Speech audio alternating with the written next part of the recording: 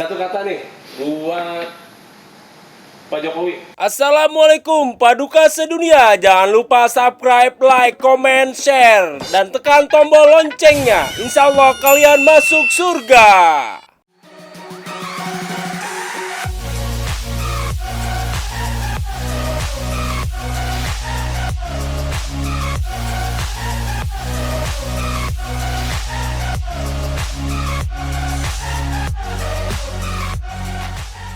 Bareng lagi di channel Hebat TV. Masih bareng kita Mas Agus Supriyadi. Bener ya Mas? Iya. Ya, Mas Agus Supriyadi. Gini Mas, di dunia MOP kan kamu udah hampir berjalan 3 tahun nih. Nah, kamu sendiri di dunia bisnis itu udah berapa lama sih? Kalau mempelajari bisnis sih Mas, itu aku belajar dari otodidak yang jelas, sama dengan desainerku bahkan cuma lulusan SMP, dan saya juga lulusan SMP. Jadi intinya aku mau pengen membangun teman-teman, jangan pernah kamu menyerah bahwa lulusan apapun bentuknya, yang penting kamu semangat dari dirimu, bahwa yakin bahwa kamu tuh ada punya Talenta, itu, ya? punya talenta itu, keluarkan semuanya tanpa melihat kamu tuh lulusan dari mana, segala macamnya. Belajar yang tekun, insya Allah membuahkan hasil yang luar biasa.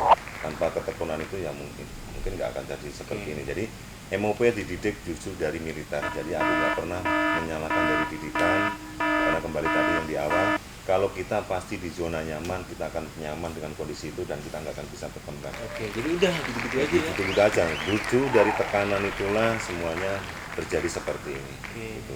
Tanpa kita ada tekanan ya kita nggak akan menjadi siapa-siapa.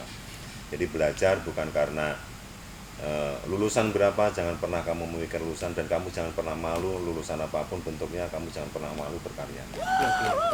Mas, berarti kan lu udah hampir puluhan tahun nih di bisnis, dari mulai nol sampai lu paham, akhirnya lu jadi praktisi ya kan. Nah, pernah nggak sih Mas lu jenuh di dunia bisnis Mas? Pernah nggak ngalamin itu?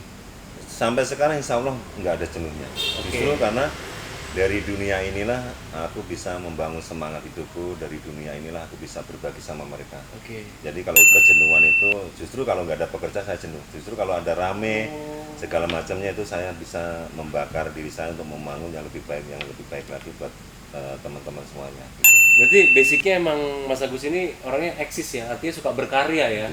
Betul. Malah diem aja bikin Bingung. Iya, bingung ya. Jadi gitu. Yang ada cuman bingung terus pegangan handphone aja. Ya, itu nggak akan jadi. Jadi intinya saya belajar dari tukang itu pindah 3 perusahaan, bukan aku pengen menyebut namanya, menyebutkan namanya, itu yang jelas aku pernah bekerja di 3 perusahaan. Yang di bidang yang sama ini ya. Bidang yang sama. Kontraktor Jadi dari ini belajar dari situ, aku dari belajar pertama, kontraktor pertama aku dididik secara pekerjaan, kontraktor kedua aku udah dididik sebagai kepala produksi, di kontraktor ketiga aku dididik sebagai kepala produksi sama marketing. Oke. Belajar marketing aku tuh insya Allah itu kurang lebih sekitar 14 tahun. Wih. 14 tahun belajar produksi, belajar marketing, juga belajar sebagai kepala produksi. Oke. Nah, dari situlah dapat semua tuh. Nah, Ya. dari situlah aku kebentuk yang namanya Matanamo Production. Dari belajar dari orang bawah, kita bisa merasakan sedihnya orang bawah, kita belajar tahu pekerjaan itu seperti apa, dia menopang beban pekerjaan itu seperti apa. Insya Allah aku tahu semua itu. Luar biasa. Nah, yang bikin Mas Agus semangat di MOP tuh Mas? Yang salah satunya yang bikin semangat adalah orang tua, dan itu ibu. Ya Allah. Siap. Ya, dengan kondisi kadang sembuh, masuk rumah sakit, sembuh lagi, masuk rumah sakit, itu yang memacu saya untuk tetap berkarya Di MOP ini. di MOP untuk semangat. Siap. Ya, dengan kondisi kadang sembuh, masuk rumah sakit, sembuh lagi, masuk rumah sakit, itu yang memacu saya untuk tetap berkarya Di MOP ini. di MOP untuk semangat. Yang kedua adalah punya teman, punya karyawan yang luar biasa. Oke. Jadi sampai saya bisa punya filosofi liburan saya yang sesungguhnya adalah bukan karena saya harus keluar negeri, bukan karena harus aku ke mana yang aku senengin, tapi justru dari tersenyumnya mereka lah itu yang jadi liburan saya. Liburan kamu tuh ya. Luar biasa. Yang kedua, liburan rohani saya bisa bikin tersenyum kedua orang tua saya. Wih, luar biasa. Wah, tuh guys, jangan lupa restu orang tua itu nomor satu. Nomor satunya ya bisa membesarkan MOP dalam waktu 3 tahun seperti ini, itu tidak lepas satu dari dua orang tua, yang kedua dari semangatnya teman-teman semuanya, bukan karena dari diri saya pribadi. Kalau diri saya pribadi bisa seperti itu, nggak akan perlu orang saya. Siap. Jadi semuanya intinya kita kembali bahwa hidup tanpa orang lain kita nggak bisa apa-apa. Jadi belajar menghargai mereka, bahwa hasil yang kita dapatkan sekarang adalah karya mereka, bukan karya saya pribadi. Jadi Itu yang luar biasa. semuanya itu karena timnya, teamwork ya. Teamwork. Nah, pasti dong sebagai manusia ada di kalanya Mas Agus, ada keselnya, ada senengnya yang tadi itu, bahagianya itu. Nah, apabila keselnya datang, cara menyikapi gimana, Mas? Kalau kebetulan saya juga sama dengan agama Mas Diki, kan saya juga Islam. Jadi di saat saya bisa itikaf, ya belajar itikaf di jam 12 sampai jam 1 malam. Jadi dalam itikaf itu jangan pernah menyalahkan orang lain, tapi belajarlah untuk menyalahkan dirinya sendiri. Itu yang akan lebih tenang. Memikirkan sesuatunya itu jauh lebih tenang, karena kalau semuanya kita cuma main perasaan, kita nggak akan jadi sesuatu yang luar biasa. Mainlah rasa sekarang. Kalau orang ada rasa, kita sesuatunya kita kasih mereka. Setelah rasa kita kasih sesuatu ke mereka, belajarlah untuk sentuhan. Jadi rasa sentuhan. Jadi ibaratnya gini, Mas, kalau perasaan, anggap saja aku sebagai pemimpin, jangan-jangan nggak dibayar, jangan-jangan dikomplain, jangan-jangan seperti ini, kita nggak akan berdiri. Ngapain kalau sebagai pemimpin kita mementingkan perasaan, meninggikan perasaan? Jangan-jangan karyawanku kayak gini. Jadi malah capek sendiri. Nah, itu capek sendiri. Udah los saja. Kita percayakan sama mereka. Yang kedua, kita harus main rasa.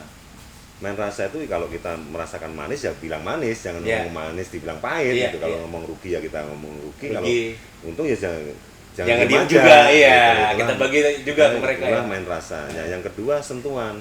Sentuhan tuh rasa merangkul, rasa memiliki. Anggap aja gini, Mas Diki. Dengan aku punya orang tua yang tiap hari aku transfer, udah Bu, keperluannya berapa? 100.000. Udah Bu, keperluannya berapa? 300.000. Ibu saya juga punya kangen, pengen memeluk saya, kangen sebagai anaknya. Dulu aku piara, dulu aku rawat segala macam, sekarang udah menjauh, itu juga akan menjauh. Bukan sesuatunya itu berdasarkan sama nilai. Jadi rasa mungkin bisa dianggap dengan nilai, rasa mungkin bisa langsung kita rasakan. Kopi itu ya manis, ada yang pahit, segala macamnya. Nah, orang yang paling cerdas sebenarnya, Mas, bukan apa-apa, tapi orang yang paling cerdas dan bijaksana adalah orang yang bisa belajar mengenai ilmu gula. Ilmu gula. Nah, jelasin, Mas. Ilmu gula gimana tuh? Di saat dia masuk ke es teh manis, yang disebut pasti es teh manis. Di saat masuk ke sirup, yang disebut pasti sirup manis. Bukan gulanya. Bukan gulanya. Jadi gulanya udah hilang ya? Udah hilang, tapi begitu masuk kencing manis yang disebut gulanya. Itu gimana tuh? Nah, itu istilahnya gula itu seikhlas itu gitu loh. Jadi gula itu mau dikacap apapun, mau dibilang kayak gini juga, tapi sekalian dibentuk ini di penyakitnya dia juga ikhlas menjalani itu semua. Dia bisa membawa semuanya. Jangan pernah bahwa kekuatan seseorang itu bukan karena dirinya sendiri, tapi kekuatan itu adalah sama orang lain. Dan aku punya filosofi yang dulu dari almarhum bapak angkat saya, belajar untuk menghargai orang. Tanpa kamu bisa menghargai orang, kamu juga gak akan dihargai orang. Jadi kita give dulu. Otomatis. Saat kita bisa menghargai, saat kita bisa ngasih sesuatu sama mereka, jangan pernah kamu menyebut pamrih. Kalau sesuatunya itu akan pamrih, kamu akan sakit hati.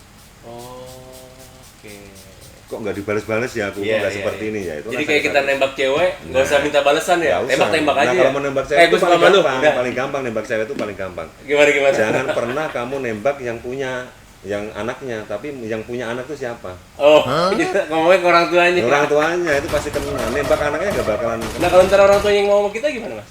Kalau orang tuanya kalau kita udah bisa bikin senyum orang tuanya, nggak mungkin nggak dikasih. Jadi anak otomatis ya? Udah pasti ngikuti, orang dia lahir dari ibunya kok. Nah, cocok nih. Yang luar biasa lagi gini, kalau kita menyuri seseorang, kita bisa ngambil hatinya seseorang, jangan pernah kamu mencuri dompetnya.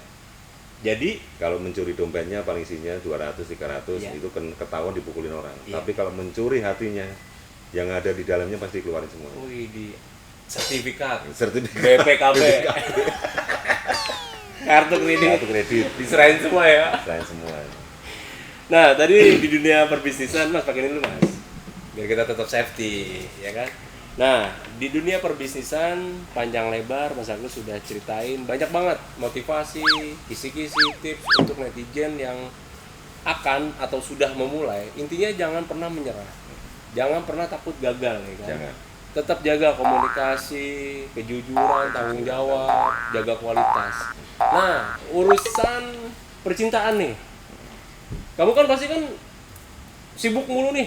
Waktu zaman bujangan nih sibuk karena yang tadi kamu bilang saya akan bingung kalau nggak ngapa-ngapain, ya kan? Adanya kamu kerja. Nah, waktu itu momen apa sih kamu mempertemukan jodohmu? Kalau mempertemukan jodoh itu ya udah mungkin takdirnya ya, karena tadinya saya dilangkain dua adik saya. Tuh, bener kan? Saking keasikan kerjanya nih, Dia si bos langkain- Agus ini nih. dilangkain dua adik saya ya. Intinya kalau sesuatunya itu belum jodoh ya nggak akan kemana, tapi kalau sesuatunya jodoh pasti akan dapat. Walaupun jauh, Walaupun jauh kemana, hilang timbul, timbul ya. pasti ketemu. Jangan Dan khawatir menyatu masalah ya. itu, menyatu. Dengan sendirinya itu nggak usah dicari pun kita menyatu, tapi Oke. tetap sabar, kita berdoa. Justru kalau saat-saat seperti itu mintalah doa yang terbaik bagi istri saya nantinya seperti Iya. apa itu yang diminta. Jadi saat kita bisa berdoa, jangan pernah berdoa untuk terbaik buat kita, tapi berdoalah yang terbaik buat yang di atas. Itu justru yang akan enak. Oke. Jadi biar ntar di atasnya yang ngatur Yang mau ngatur. ngapain ke kita ya. Ya. Oke. Nah, ada peribahasa ya kan. Di balik pria yang sukses pasti ada sosok wanita yang Yang luar biasa. luar biasa. Nah, sikap istri kamu mendukung bisnis ini gimana? Kalau istri luar biasa mendukung. Ya secara kalau pertama sekali dia udah pasti drop, seorang istri dengan kondisi saya keluar dari perusahaan misalnya, mungkin nggak punya apa-apa segala macamnya. Tapi Cara manusiawinya wanita pasti begitu ya. udah pasti drop ya. Tapi dengan aku bisa meyakinkan mereka semuanya, ya insya Allah dukungan itu akan selalunya ada. Walaupun pertama itu nggak ada dukungan sama sekali, tapi lambat laun dia akan tumbuh dengan kita, yaitu punya keyakinan bahwa aku bisa. Dan kita menunjukkan sama istri bahwa kita tuh bisa untuk melakukan ini. Lambat laun pasti dengan 1%, 2%, 3% itu pasti akan nambah terus. Dan alhamdulillah sampai sekarang insya Allah yang 100%-nya udah Jadi, support Udah sepenuhnya. sepenuhnya ya. Nah. Jadi misalkan Bapak di mana? Di kantor. Nah, Itu hari pertama. Hari kedua Bapak di mana? Di kantor. Hari ketujuh Bapak di mana? Di kantor. Udah nggak dicariin ya. nggak dicariin. Tapi kalau pertama-tama ya, karena dari perubahan ini jujur. Dari yang aku tadinya cuma menanganin pekerjaan karena di bawah sama pimpinan segala Iya. macamnya, kebatasan saya cuma sekedar sebatas pekerjaan. Eh, Tapi saat aku mendirikan usaha ini, aku harus mengurusin pekerjaan, harus ngatur pekerjaan, harus nyari dana segala macamnya, harus ngedil segala macamnya. iya. Ya mungkin Jadi one man show dulu semuanya ya. kesibukan tuh Untuk pasti apa? luar biasa. Dan Betul. ya sempat sih istri itu protes, Pak, kenapa nggak kayak dulu aja sih, itu hidup kita nyaman segala macamnya. Dan aku pernah bilang sama istri, Mm, kalau kita cuma di zona nyaman seperti itu, mah ya kita nggak usah lahir. Oke. Karena semakin kita ke depan, semakin kita belajar ke depan, pasti semua itu beban pasti ada. Oke. Kalau kamu nggak berani melewati ini semua, ya nggak usah hidup, karena cobaan hidup itu udah cobaan, Mas. Oke. Jadi hidup itu sebenarnya adalah cobaan untuk kita menuju 100% sama yang di atas, gitu kan.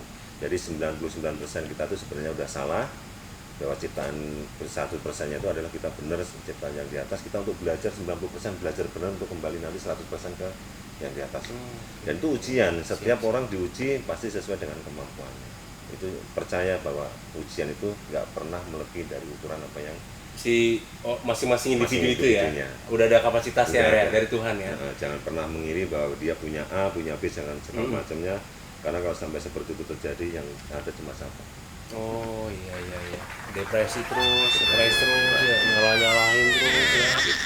Nah, sepanjang hidup Mas Agus nih, paling pernah nggak paling kecil pegang duit itu berapa? Kalau paling kecil, Sepahit-pahitnya hidup sepahitnya pernah dialamin. itu selama 2 tahun hampir nggak pegang uang. Bahkan jajan 100.000 rupiah pun nggak bisa untuk beli mainan anak saya.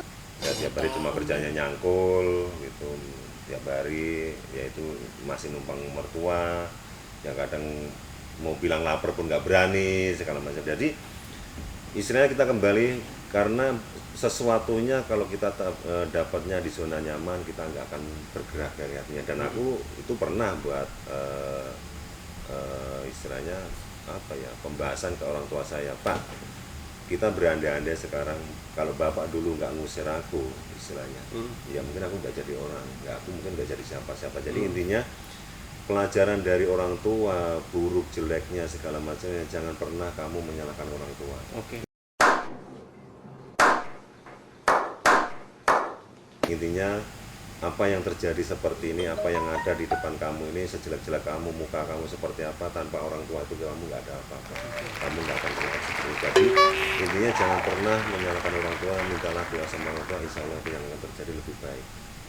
Jadi akan kebuka lebar kamu, jalan kamu di depannya, bukan akan mempersempit jalan. Tapi saat kamu nggak ngerti sama orang tua, malah apa-apapun menyalahkan sama orang tua, ya istilahnya kamu menyempitkan jalan sendiri. Jadi sebenarnya kehidupan itu diri sendiri yang ngatur ya, Mas? Iya, jadi jangan pernah kamu Lu mau jalan lebar, mau jalan sempit, ya ada di lu semua gitu ya. Salah satunya ya itu. Jadi kalau kita perumpamaan itu ada perempatan, Mas, misalnya perempatan itu cuma ada 4. Iya. Salah satunya dibuntu tinggal 3, salah satunya dibuntu lagi tinggal 2, salah satunya dibuntu lagi tinggal 1, salah satunya lagi dibuntu udah habis, kita mau bergerak nggak bisa. Oke. Nah, kalau bisa perempatan itu cuma 4, bikinlah 8. Udah selesai 8, bikinlah 12. Selesai lagi bikinlah 16, bikinlah lagi 24, seterusnya. Jadi dari situ pasti kalau kita menanam kebaikan sama seseorang, kalaupun bukan balasannya baik, Saat itu juga. Iya. pasti ada orang lain yang baik. Percaya balasan itu ada. Tapi yang lebih bagus adalah bukan balasan di dunia, tapi yang lebih bagus adalah balasan yang di akhirat nanti. Jangan terlalu berharap banyak saat kita ngasih sesuatu ke orang dan minta balasan sama itu, jangan pernah itu diharapkan. Tapi kalau Hukum alamnya sih begitu ya. ya kalau itu diharapkan akhirnya ya cuman sia-sia, Iya. Mas, kita ngasih kok nggak ada balasan, ya nggak ada balasan, itu yang punya Jadi jauh dari ekspektasi ya. jauh Akhirnya kecewa. kecewa. Kecewa apa kecewa, Mas? Kecewa. Enakan kecewa apa kecewa? Kalau orang selingkuh pasti kecewa ya. Nah, kalau yang di kolong meja itu apa? Hah? Yang di bawah kolong meja? Mana? Kecoa. Kecoa. Oke, netizen, kita udah ngobrol ngalur ngidul sama Mas Agus. Sekali lagi, Mas Agus ini owner, pimpinan, komandan, jenderalnya Macan Ompong Production. Nah, netizen yang penasaran lagi tentang Macan Ompong Production bisa langsung sekarang juga buka HP-nya. Syaratnya cuma satu, punya kuota. Buka Instagramnya @macanomongproduction. Di situ kalian bisa melihat hasil-hasil karya Macan Ompong Production. Jika kalian ada kerjaan kontraktor booth, panggung, langsung aja bisa di. Pesan saya satu lagi. Silakan, Mas. Jadi sesuatunya bekerja itu kalau sampai kita cuma setengah hati, ya pasti hasilnya setengah hati. Tapi kalau kita sepenuhnya bekerja jujur, sampai kalau bisa rohnya kita masukkan ke dalam pekerjaan, insya Allah pekerjaan seringan apapun, seberat apapun, ya pasti akhirnya ya jadi enteng. Oke. Jadi Pekerjaan full yang, heart aja ya. Full heart semuanya. Sepenuh hati. Jangan pernah main setengah, karena apapun setengah itu pasti berat. Jadi Nanggung kita, ya, berarti kita nanggung kerahkan itu nggak semuanya, apa yang kita punya segala macamnya kita kerahkan. Bahkan kalau perlu rohnya kita masukkan ke dalam jiwa kita, itu kita masukkan ke dalam Pekerjaan itu. itu. Walaupun yang dilihat itu cuma sederhana, tapi kalau nyawa kita rohnya kita masukkan, insya Allah itu akan terlihat luar biasa. Jadi di ekspektasi Jangan pernah orang setengah-setengah. luar biasa ya. Iya. Intinya seperti itu. Jangan pernah bekerja di setengah hati, karena kalau kita berpikir cuma setengah hati, yang tadinya kita mau ngangkat 1 lembar triplek itu rasanya kayak ngangkat 10 lembar Berat, triplek. Tapi kalau semuanya dikerahkan semuanya dengan totalitas, insya Allah bahwa 10 lembar triplek itu kayak kita ngangkat 1 lembar triplek. Jadi tiba-tiba jadi Superman ya. Nah, Karena full heart itu ya. lihat. Nah, Mas, artis yang favorit lu di Indonesia itu siapa? Atau Ya, sosok? Sosok yang luar biasa ya pasti Didi Kempot. Sampai ini. Iya. Kenapa kamu simpatik sama Simpati Didi saya Kempot? ke Didi Kempot ya salah satunya dia pernah membangun orang yang patah hati, dia disemangatin lagi untuk jangan pernah menyerah. Jadi orang yang patah hati itu bahaya mas. Jadi kalau sampai dia patah hati akhirnya broken kalau macam dia nggak bisa berpikir bagus, akhirnya yang terjadi yang enggak. Ya dia bisa membangun itu untuk membangun motivasi. Jadi orang udah belok dilurusin lagi Lurusin Mas. lagi. Itu yang membuat kamu simpati, ya? Simpati. Sama Pak De Marwoto. Kalau Pak De Marwoto senangnya saya itu cuma ya dagelannya lucu. Gitu. Pak De Marwoto tuh masih hidup nggak sih? Masih. Masih ada ya? Masih. Sorry Pak De. Saya salam kenal dari Hebat TV. Pak De Marwoto, Didi Kempot, pernah ketemu nggak Mas sama mereka? Kalau Pak De Marwoto udah pernah, tapi kalau Didi Kempot enggak. Tapi aku senang sama mereka bukan harus ketemu segala macam. Tadi dari sikapnya aja saya udah luar biasa. Oke. Untuk meniru sikapnya segala macam itu aku nggak harus ketemu sama orangnya. Favorit lagu Didi Kempot siapa? Lagu judulnya apa? Tato. Apa? Tato. Tato? Iya. Artinya apa itu? Tato itu ya membekas mas. Dia itu judul-judul lagunya itu peribahasa-peribahasa semuanya Mas ya? Semuanya. Jadi tato itu orang yang pernah tersakitin terus langsung dilupakan segala macam itu tato membekas di hati. Namanya tato itu membekas di hati. Coba dong Mas. Nggak bisa saya. Refnya Nggak bisa. 4 kata aja. Nggak bisa. Hah? Nggak bisa. Musiknya gimana? Musiknya. Kalau musik ya seperti itu, tapi yang jelas aku nggak bisa Jadi kamu hanya bisa menikmati ya? menikmati. Saya cuma penikmat, nggak bisa menyanyi. Asik. Guys, obrolan untuk yang season ini cukup sudah. Nanti kita bahas tentang Mas Agus. Hobinya belum kita bahas. Kemudian apa lagi Mas? Kalau hobi nggak ada. Hah? Hobi itu nggak punya. Hobinya kerja aja udah ya. Kerja. Satu kata nih buat Pak Jokowi. Satu kata buat Pak Jokowi. Pak Jokowi hebat. Pak Jokowi hebat. Sampai ketemu lagi di Hebat TV. Like, subscribe, like, komen. Wassalamualaikum warahmatullahi wabarakatuh.